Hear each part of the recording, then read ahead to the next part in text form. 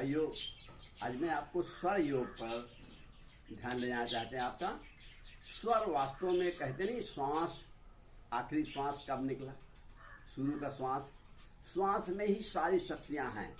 अगर श्वास हम जैसा चाहिए ऐसा हम ले, श्वास हमेशा चलता रहता श्वास, लेकिन अगर हम उस श्वास को चेंज कर दें तो हमारी उम्र बढ़ जाएगी।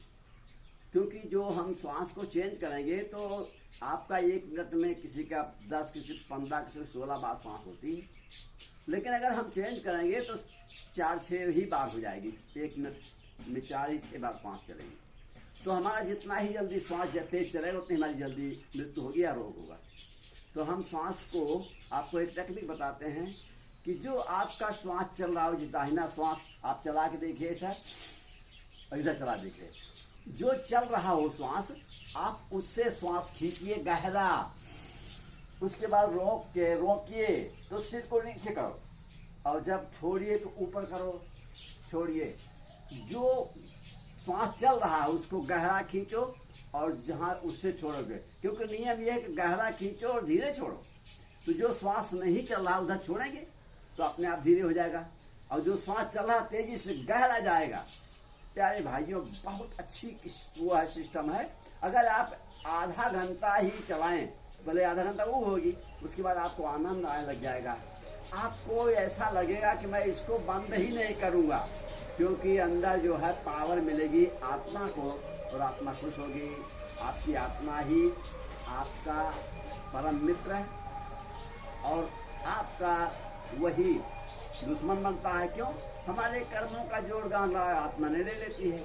आत्मा को हम मंदिर में जो व्यवस्था होती है, फूल धूप दी की व्यवस्था में आप उतना कर नहीं सकते हैं। वही जो है वही व्यवस्था हमें चाहिए, जो कर सको छोटे में। जैसे हल्दी का प्रयोग जरूरी है, तो हल्दी का प्रयोग जो है आप एक कपड़े में, जैसे मैं लपेटा हूँ हल्दी का, हल्दी रंगा हुआ है, कोई सब कलर कपड़ा हो, हल्दी रंग के यहाँ ले लो, और एक फूल ले लो, कोई पत्ती ले लो, हाथ में लगाया ऐसे।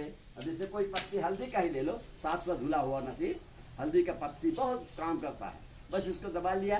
अब इसके बाद श्वास खींचे गहरा और रोकिए, फिर इसके बाद में इधर से निकाला जो श्वास चल रही है, फिर जो चल रही है उसी से खींचना, फिर दोबारा फिर खींचो, रोको जितने में रोक सको, फिर दूसरे से निकालो। अगर आपको दिक्कत ना हो तो जिस श्वास को आप खींचते हैं उसके बाद सिर को नीचे करो, फिर आपको कोई नुकसान नहीं करेगा मस्तिष्क में, और निकालते समय ऊपर कर लो। इस तरह से अगर श्वास लेते हैं प्यारे भाइयों, 1 दिन करके देख लो। 1 दिन सुबह जितने बजे नींद खुल जाए, सुबह उठिए, नींद खोलने के बाद जो भी आपका नित्य क्रिया में कुछ करना चाहते हो कर लो, उसके बाद बैठ जाओ बिस्तर पर ही, शुरू कर दो। 1 तौलिया, छोटी सी रुमाल आप हल्दी में रंग के सुखवा के छाया में पन्नी के अंदर रखे रहो, फर्श लपेटो। थोड़े से ही खर्चा में आपका बहुत बड़ा काम होगा। फिर आपको रोग तो आपको जीवन भर नहीं होगा, अगर है रोग धीरे धीरे खत्म हो जाएगा, छोटी मोटी दवा से ठीक हो जाएगा। एक छोटे छोटे प्रयोग हम आपको बताते जाएंगे।